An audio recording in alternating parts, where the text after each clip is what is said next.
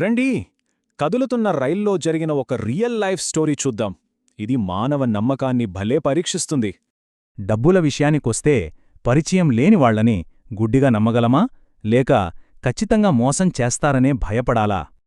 కథ ఎక్కడ మొదలవుతుందంటే, ఉదయాన్నే జన్మభూమి ఎక్స్ప్రెస్ విశాఖపట్నం నుంచి రాజమండ్రి వెళ్తున్న ఓ పెళ్లి ప్రయాణం.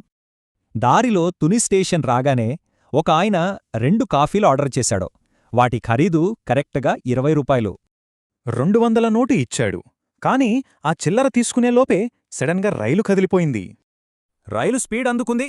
మరీ ఆ 180 రూపాయల చిల్లర వస్తుందా రాదా అని భార్యాభర్తల మధ్య వేడివేడిగా చర్చ. ఇలాగే మోసం చేస్తారని భార్య అంటే, కాదు, మనుషుల్ని నమ్మాలి, పరిస్థితులు అలా చేస్తాయని భర్త అంటున్నాడు. అన్నవరం దాడేసరికి ఇక ఆ డబ్బులు రావు అనుకున్నారు. అప్పుడే ఆ బోగిలోకి ఒక పిల్లాడొచ్చాడు. 2 కాఫీలు తీసుకుంది మీరేనా అని అడిగి ఆశ్చర్యంగా ఆ 180 రూపాయల చిల్లర వాళ్ళ చేతిలో పెట్టాడు. అసలు విషయం ఏంటంటే, ఆ పిల్లాడు కాఫీ అమ్మిన వ్యక్తి కొడుకు. 10th చదువుతున్నాడు. ఈ చిల్లర ప్రాబ్లం సాల్వ్ చేయడానికొచ్చాడు. తండ్రి సీట్ నంబర్ మెసేజ్ చేస్తే కొడుకు రైలెక్కి చిల్లరిచ్చి ఇంకో రైల్లో వెనక్కొచ్చేస్తాడు. ప్లాన్ అదిరింది గదా. నిజంగా గ్రేట్! ఆశ్చర్యపోయిన ఆ భర్త వెంటనే కాఫీ అతనికి ఫోన్ చేసి పిల్లలకి ఎంత మంచి బుద్ధులు నేర్పించావని మెచ్చుకున్నాడు. అప్పుడు ఆ తండ్రి ఏమన్నాడంటే, ఇప్పుడు చదువులు పిల్లలకి జంక్ ఫుడ్ పెట్టినట్లున్నాయి, ఏ విలువలు లేవు అని బాధపడ్డాడు. అవును, ఇప్పట్లో పరవస్తు చిన్నయసూరి నీతికథలు ఎక్కడున్నాయి? స్కూల్ బుక్స్లో అవి మాయమైపోవడం గురించి ఆయన చాలా ఫీలయ్యాడు. అందుకే ఇలాంటి ప్రాక్టికల్ పనుల ద్వారా తన కొడుకులకి స్వయంగా నిజాయితీ అనేది నేర్పిస్తున్నాడు. ఇది చాలా ముఖ్యం కదా. చూసారా, ఫైనల్గా భర్త నమ్మకమే గెలిచింది.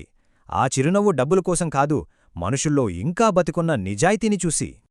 ఇదంతా వింటుంటే ఒక పురాతన ఫిలాసఫీ గుర్తొస్తోంది. ఈ రియల్ లైఫ్ ఇన్సిడెంట్కి శ్రీమద్ భాగవతానికి ఉన్న లింక్ ఏంటో చూద్దాం.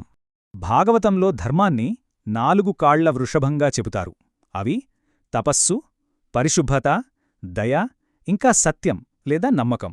ఇక్కడే అసలు ట్విస్ట్. ఇప్పటి కలియుగంలో ఆ ధర్మానికున్న 3 కాళ్లు విరిగిపోయాయి. కేవలం సత్యం లేదా నమ్మకం అనే 4వ కాలు మాత్రమే మిగిలింది. ఆ కాఫీ విక్రేత నిజాయితీ దీన్నే కదా నిరూపిస్తోంది. సో ఇదంతా ఆలోచిస్తే ఈ మోడ్రన్ ప్రపంచంలో అసలు ముక్కుముఖం తెలియని వాళ్ళని మనం ఎంత ధైర్యంగా నమ్మగలం? ఆలోచించండి.